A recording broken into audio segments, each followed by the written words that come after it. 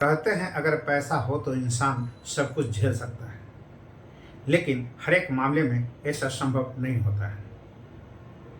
जब वो ये वक्त होता है जब गोपाल के पास बहुत सारा पैसा आ जाता है, किस्मत चमक जाती है, साथ में पावर के साथ साथ लड़कियां भी पास आ जाती है। लेकिन एक वक्त ऐसा भी आ जाता है जब उसे जेल का सफर भी तय करना पड़ता है। कहते हैं अगर पैसा हो तो इंसान सब कुछ झेल सकता है, लेकिन हर एक मामले में ऐसा संभव नहीं होता है। हम आपको एक इंसान की कहानी सुनाने जा रहा हूं। सब कुछ रहते हुए कुछ काम नहीं आता और उसको जेल जाना पड़ता है। आइए जानते हैं पूरा मामला। तो सबसे पहले नमस्कार, आदाब। आप देख रहे हैं न्यूज इंडिया क्राइम और मैं आपके साथ विपिन। एक वक्त में गोपाल के पास पैसा आ जाता है और किस्मत उसकी चमक जाती है। स्वाभाविक होता है कि पैसा है तो पावर भी आ जाती है, और पावर आ जाए तो लड़कियां साथ ना आए, ये संभव ही नहीं है। सब कुछ मजे से कट रहा होता है, लेकिन एक वक्त ऐसा भी आ जाता है जब उसे जेल का हवा भी खानी पड़ती है। जो गोपाल के मन में हमेशा रहता है कि वो एक न एक दिन जेल से बाहर जरूर होगा, और उसके पीछे वजह थी बेशुमार दौलत। साथ साथ उसे कई रिश्तेदारों ने भी ऐसे वक्त में उसका साथ नहीं छोड़ता है। गोपाल कांडा के जीवन में एक वक्त ऐसा भी आ जाता है जब उसे लगने लगता है कि जीवन में पैसा ही सब कुछ होता है। पैसा है तो रिश्तेदार है, और कहा जाता है कि पैसे वाले की गलत हरकतें भी सही लगने लगती है। गलत और सही के चक्कर में बहुत कुछ हो जाता है। बता दें कि दिल्ली के चर्चित गीता शर्मा सुसाइड केस में फैसला आ जाता है और गोपाल कांडा को बरी कर दिया जाता है, और वो बहुत राहत सांस भी लेता है, क्योंकि गोपाल कांडा ने अपनी उम्र में गरीबी, पैसा, रुतबा, पावर और लड़कियां और यहाँ तक कि जेल तक की हवा खा चुका होता है। गोपाल कांडा इस वक्त हरियाणा के सिरसा से विधायक होता है। बता दें कि गोपाल कभी वो खराब हो चुके रेडियो टीवी रिपेयर किया करता था, लेकिन भगवान ने गोपाल के लिए कुछ अलग ही सोच रखा होता है। गोपाल के सपने बहुत बड़े बड़े होते हैं। गोपाल ने रेडियो रिपेयरिंग की अपनी दुकान पर ताला लगा देता है और अपने भाई गोविंद कांडा के साथ मिलकर एक नया धंधा शुरू कर लेता है। गोपाल ने भाई गोविंद के साथ जूते और चप्पल की एक दुकान खोल लेता है, और धीरे धीरे गोपाल ने जूते बनाने की फैक्ट्री भी शुरू कर देता है। बता दें कि गोपाल को विरासत में थोड़ा रुतबा और थोड़ा पैसा मिला था, क्योंकि उनके पिताजी एक वकील थे और बिजनेस भी ठीक ठाक चल रहा होता है। पिताजी ने बचत भी खूब कर रखी होती है, लेकिन गोपाल के सपने बहुत ऊंचे होते हैं, और उसे लगने लगता है कि या तो मेहनत करके तरक्की हासिल कर लिया जाए, वरना मेहनत के साथ साथ अगर जी हजूरी का गुण आ गया तो इसका फायदा भी मिल सकता है। उसने वैसे ही करना शुरू कर देता है। उसने नेताओं और अफसरों से रिश्ते बनाना शुरू कर देता है, उन्हें खुश करता रहता है। उनकी लाइजनिंग शुरू हो जाती है ताकि वो उससे फायदा उठा सके। इसी दौरान भारतीय प्रशासनिक सेवा के एक अफसर की सिरसा में पोस्टिंग हो जाती है। वो कोई और नहीं बल्कि कांडा का एक रिश्तेदार ही होता है।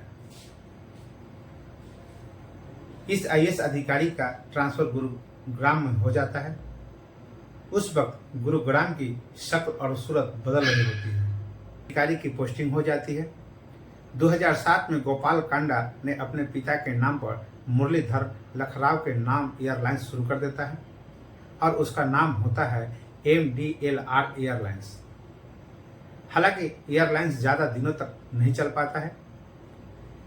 इसके साथ साथ कांडा ने एक के बाद एक कई बिजनेस शुरू कर लेता है। इसमें से कई बिजनेस तो चल जाता है, कांडा ने खूब पैसा कमाता है और उससे दूसरा बिजनेस खोल देता है। यह सिलसिला लगातार बढ़ता चला जाता है, प्रॉफिट होता चला जाता है। कांडा ने इस दौरान कई प्रॉपर्टी खरीदी और बेची और मुनाफा बहुत कमाता है। Gopal Kanda hotel, casino, property dealing, school, college और लोकल न्यूज चैनल का मालिक बन जाता है। यही नहीं, गोपाल कांडा ने साल 2009 में निर्दलीय उम्मीदवार के रूप में चुनाव भी लड़ता है और वो चुनाव जीत भी जाता है। फिर गोपाल कांडा तब के भूपेंद्र सिंह हुड्डा के साथ मिलकर सरकार में चला जाता है और उससे हुड्डा सरकार में उसे गृह राज्य मंत्री बना दिया जाता है। दरअसल मामला होता है जब गीतिका शर्मा एयरलाइंस कंपनी में काम करने के लिए आती है और गीतिका को साल 2006 में कांडा की कंपनी में ट्रेनिंग केबिन क्रू के रूप में नियुक्ति दी जाती है और उसे मात्र 6 महीने बाद ही एयर होस्टेस भी बना दिया जाता है। इसी बीच धीरे धीरे कांडा और गीतिका के बीच नजदीकियां बढ़ने लगती है। कांडा उसकी हर संभव मदद करने लगता है। ऐसा कहा जाता है कि कांडा ने गीतिका को कई महंगे गिफ्ट देता है, जिसमें महंगी कारें भी शामिल होता है। लेकिन एक वक्त ऐसा आता है जब गीतिका और कांडा के बीच भी दूरियां बनना शुरू हो जाती है और इसका मुख्य वजह होता है ईगो। अब कहा जाता है कि गीतिका को कंपनी की तरफ से परेशान करना शुरू कर दिया जाता है। इसमें कांडा का साथ देता है उस कंपनी में काम करने वाला अरुणा चड्ढा। पूरे लाव लश्कर के साथ चलने वाला गोपाल कांडा की जिंदगी में सबसे बड़ा झटका उस वक्त लग जाता है जब गीतिका शर्मा ने साल 2012 में दिल्ली के अशोक विहार इलाके में खुदकुशी कर लेती है। लेकिन अब सवाल उठता है कि आखिर खुदकुशी के पीछे की वजह क्या थी? क्या नौकरी जाने का डर था या कुछ ऐसे राज थे जो दफन हो गए? इसके बारे में ज्यादा जानकारियां सामने नहीं आती है। कुछ वक्त बाद गीतिका की मां भी खुदकुशी कर लेती है।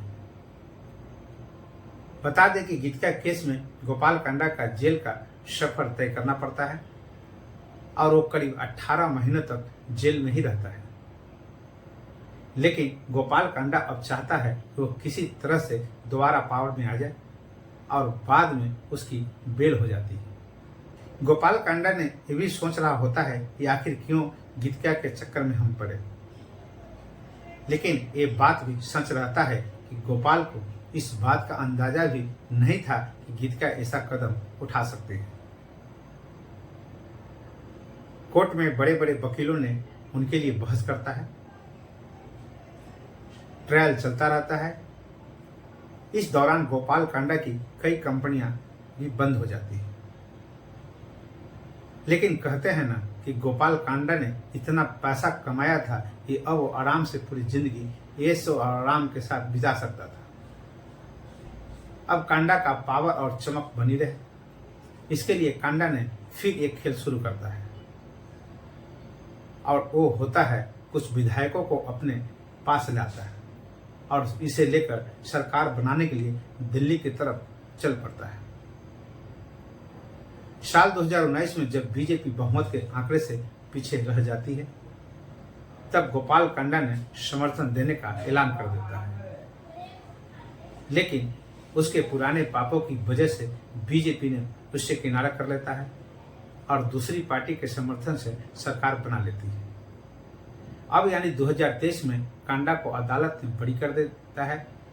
जाहिर है आने वाले वक्त में अब कांडा क्या सोच रहे होंगे ये तो यही बता सकते हैं।